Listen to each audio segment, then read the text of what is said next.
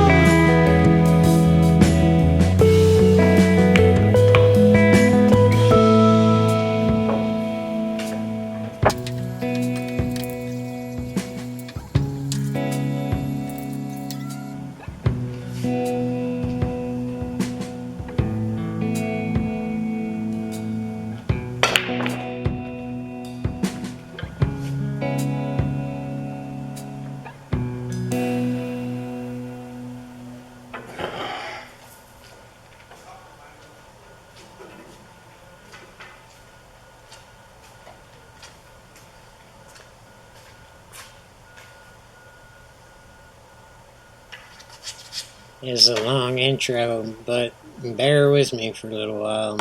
I'm trying to work on proving a point.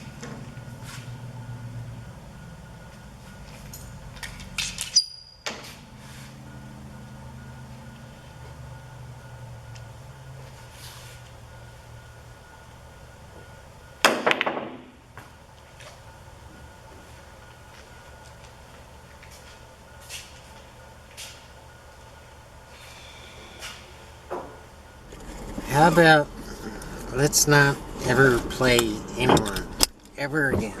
Alright? And you're probably like, yeah, right. But I'm serious. Let's, instead of playing our opponents, let's play the table. Let's play the layout of the table. So you come to a table, whether you broke or your opponent broke dry, or you ran a couple balls, and whatever. You're at the table.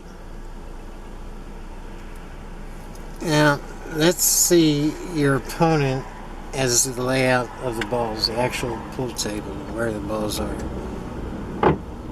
Because that is your opponent. That's your only opponent. Pool. Your opponent can't get up off his seat and knock balls out of your way or stand up in your way, or,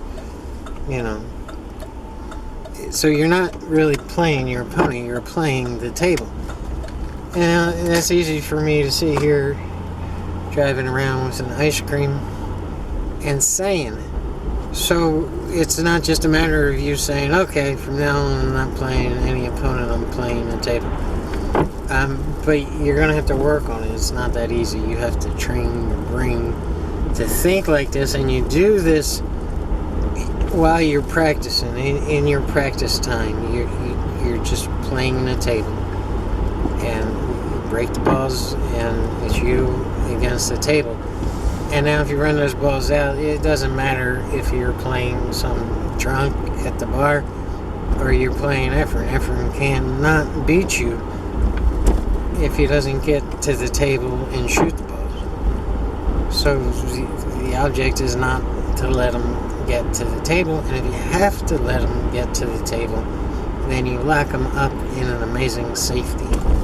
So you can practice that too, and running the balls until you maybe get bad position, and now you have another option to beat the table, not to beat Efren, but to beat the table by playing safe. Alright, you with me? So now day after day after day, when you go out and practice, you're just going to run racks, because that's the only opponent you ever had. The rest of it's all in your head. Alright? Do you understand the logic here? So you're going to have to train your brain to think like this. And it's going to take a while. But this is what you're going to practice, and you're using that organ in your head, just like you're training a muscle in your body to have a straight stroke. You're now in the process of training your brain.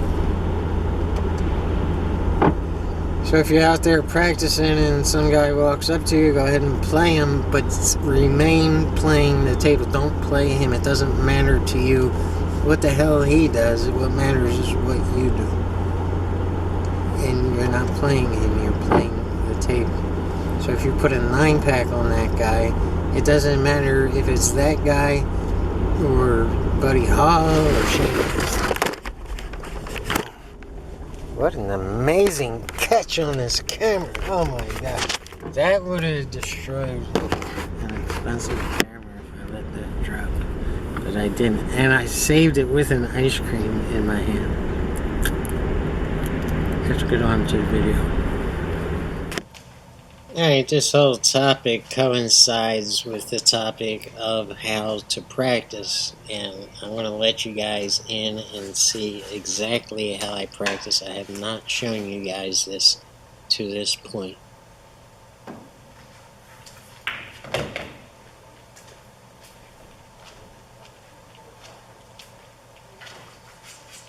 There's a lot of pool instructors out there who insist on doing drills, and I'm pretty much calling all that bullshit. This is how you should practice playing pool. You're playing against the table. That's exactly what I'm doing here. But when I make a mistake, normally this video would not make the cut. But I'm playing good up to here. I get the right shape on the 5-ball. That's the shape I want, but I have to get below this 9-ball. Not a whole lot. I just have to get a little bit below it to where I can see the 6-ball. So here's a mistake. And I draw back, but I don't draw back enough. My stroke was not good enough on that 5-ball, so you see me setting the 5-ball back up and shooting it again. And I will shoot it 100 times if I have to until I can get right on the 6-ball. And that, my stroke was too good on that shot, and I overdrew it and pulled it back too much. So now I'm looking for the happy medium to get on that 6-ball. And if I can do this, then I'll continue this run out. So that's my very own custom-made drill, something I was struggling with. So I dialed it in, and now we can continue. And this is how I practice. So if I had shot that 5-ball right the first time, this would have been a typical run-out. But I didn't, so I had to stop and pull that 5-ball back out of the pocket, and I'll keep doing that until I get it right.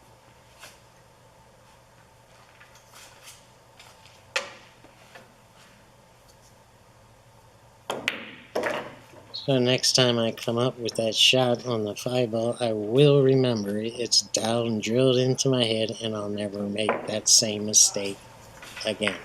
Now you're going to see another run out where I screw up, I make a mistake, and I stop everything. To hell with the video production. Let's keep setting that shot back up until I get it right.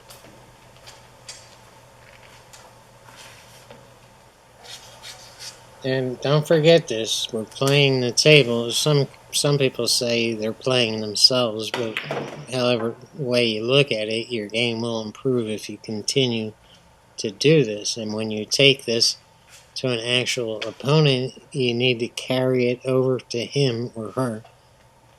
You're not playing the opponent, you're playing the table.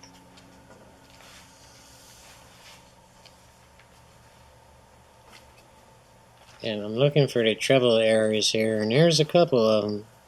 I have to get right on this 5-ball to get back down on the 6. And I have to get right on the 7-ball because I only have one pocket on it because of that 8-ball. I could shoot it in the side closest to us, but it would be difficult to get down there on the 7.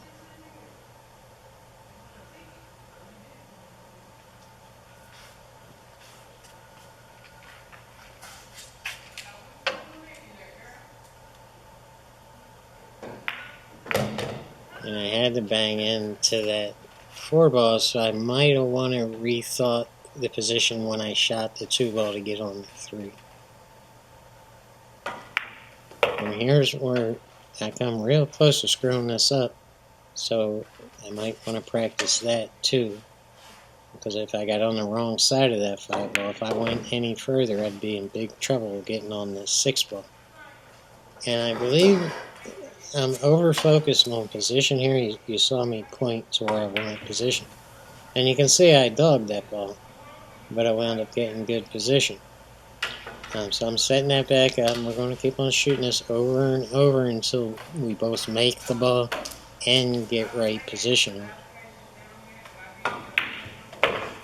And I made it, and I got good position on it, so now I can move on and continue with this rack.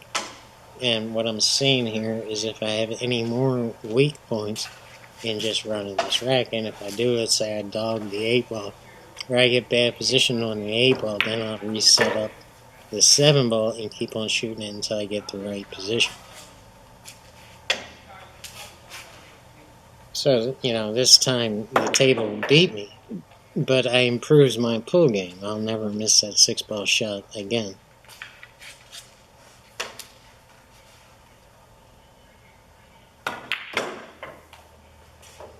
And yeah, it's your own unique custom drill that focuses in on what you're struggling with. It's not generic, it's just yours. And, we're going to go ahead and take a look at another example. So now you're seeing behind the scenes of my pull game, the thing I don't show anybody. But this is going to be how you improve your game, and most of all, your mental game. Actually, both your physical and mental game.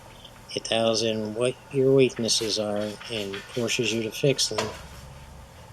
And it gets your brain right, to where when you're beating the table, it doesn't matter who you're beating because they're never getting a shot.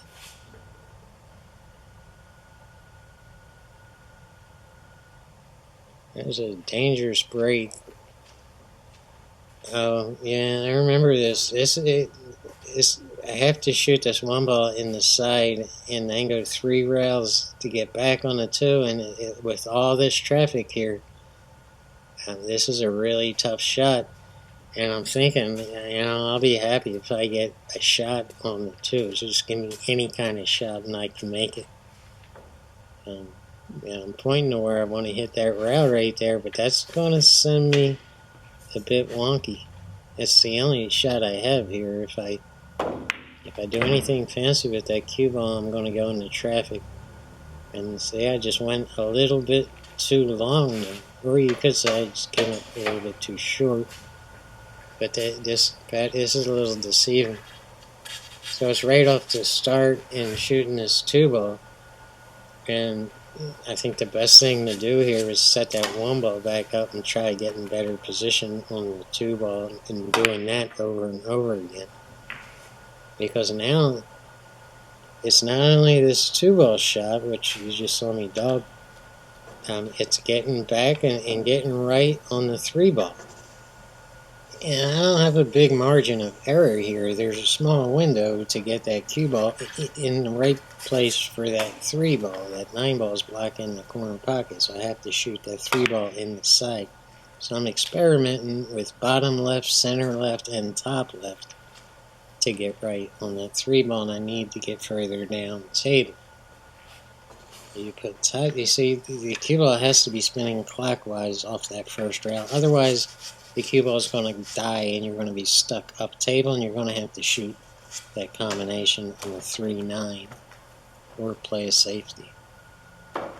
So I'm struggling with this shot, but I'm really trying my best to dial this. This is a really, really backward cut, really tough shot here. And you see how it died right there? Well, that's not good. We got to get that cue ball spinning clockwise. I must have either put bottom on that, just straight bottom, or right hand bottom on that rail. And that's just going to kill it off that first rail.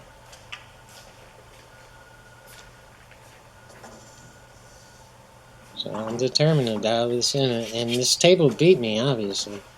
But my game is getting better, believe it or not. That was just dreadful there.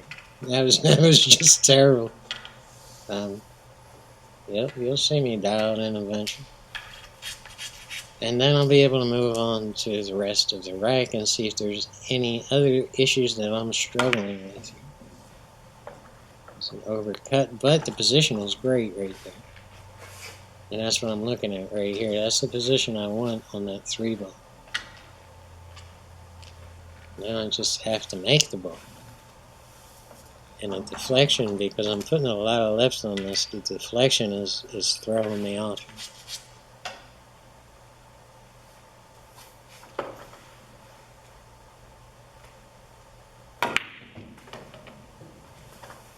And that one was just too hard. That was too much top. I got that ball spinning too good. It's overspun. So you pull it back out and then you set it up again. You can pull out a striped ball and just set that up instead of walking around the table 100 times.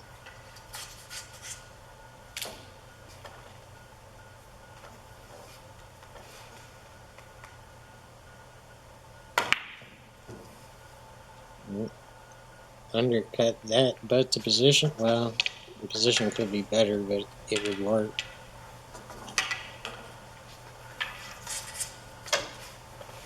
I think I got it now. I don't know. Let's see.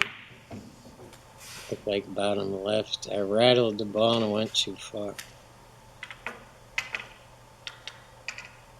Just keep doing this, guys, and your game will improve, I promise you. And don't forget to let it carry over to any time you're playing an opponent. You're not playing your opponent, you're playing the table or the layout of the table. And this improves any, like if you have a problem with nervousness, because you're not focused on, well, that opponent's great and I'm going to lose and I don't have a chance, you're not playing him anymore. There it is. This might do it. Well, I hit the 4, but it'll still work. And perhaps that should be my target on that shot from now on. Let's continue. Let's get on with it. Obviously, we lost this. Yep. Okay, I'm having problems with something else. I'm setting that back up. Yeah, that's a 3 ball. I'm trying to get right on this 4 ball. And that didn't take much. I shoot that shot all the time. It's right hand inside English to kill it off the round and come back on the 4 ball.